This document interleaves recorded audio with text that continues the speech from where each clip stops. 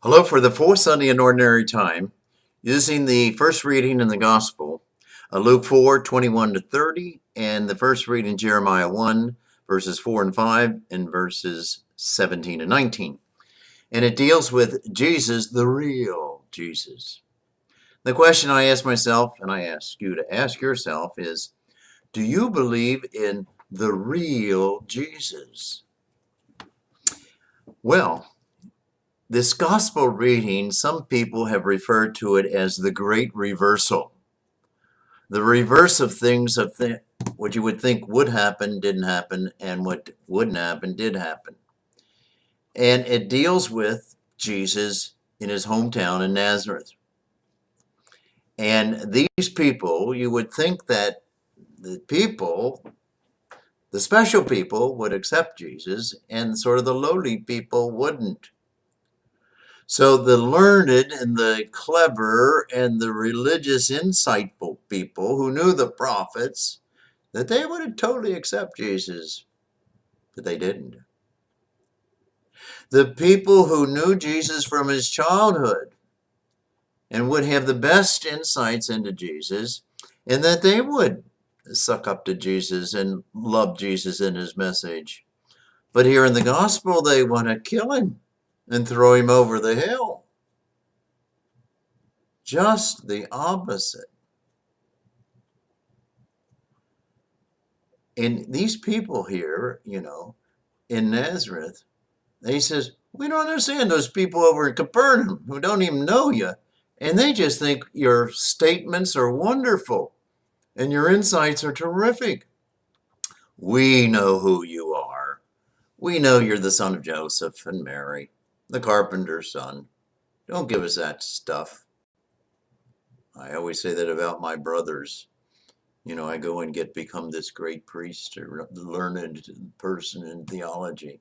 And I would talk to them and give them my opinion. They'd, come on, Larry, we know who you are. You're no different than we are. Come on, don't give us that junk. At the time of Jesus, the scribes and the Pharisees, the learned scribes, the lawyers of the day, and the Pharisees, the intelligentsia, and the religious leaders and insightful people about religion of the day, they, you would think, would accept Jesus.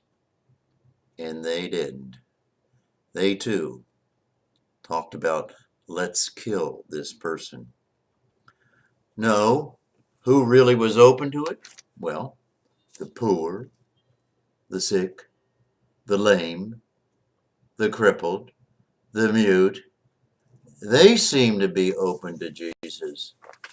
And Jesus seemed to move in the direction of the lowly and not the uppity class people. Have you ever heard of the story or the story of the good Jew? I haven't. Have you ever heard of the good Samaritan? The Samaritan, the non-Jew? I have. So have you. Do you see everything emphasis on the older brother story? Or do you see Jesus move in the direction of the prodigal son story?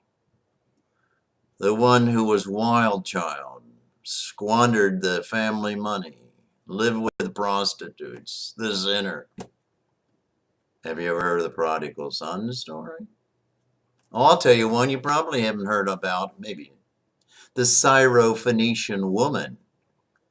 The Syrophoenician woman, the non-Jew again, goes to Jesus and said, come and cure my daughter. She's got a devil. Drive out this devil. And all the apostles said, don't get away from him. Get away.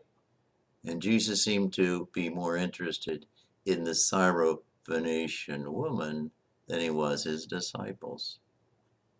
And he was. And he cured the daughter. Well, my point is, who's the real Jesus? And the more important point is, do I know the real important Jesus? I mean, do I just sort of believe and have some knowledge of Jesus? Yeah, he was he was God. when he came and he saved the world? Or do I really know Jesus and try to follow Jesus, to do what he did and act as he did and follow in the way of Jesus and not my own or not the world, so I can become truly human and filled with the heart of Jesus? Am I just a believer? I believe in God, the Father Almighty, creator of heaven and earth, and in Jesus Christ, his only Son. All of that. The Apostles' Creed. I believe that the Catholic Church is the true church. There's only one. Or I do believe in the real Jesus. Am I a Catholic in knowledge, or in a Catholic of doing the faith of Jesus, the belief of the church, and the example that he has shown? That's what I would like to see. I mean, probably we all can say, you know, what would I have been like if I were alive at the time of Jesus and were around this premises of Nazareth in this time that we read about in the gospel. I don't know about you, but I think maybe I'd say throw him over the hill. I might be just like seemingly most of the others. We are called to live like Jesus. We are called to be like Jesus. And then, yeah, do the faith-filled stuff, do the abstract stuff, believe in all the tenets of the faith and all of that. But the main nitty-gritty thing is at the end of time, when Jesus said, you remember that thing, whatsoever you do to the least? You remember when love your neighbor as much as you love yourself? Do you remember the time when I told Peter, forgive your brother not 7 times, but 77 times 7? That's the real message of Jesus. It's so simple, but it's so true. If you want to sum him up, use some of those last statements. If you want to try to be perfect, try to follow how Jesus lived. I want to be. Hopefully I try to be. And I often realize I am not living like the real Jesus. Have a good day.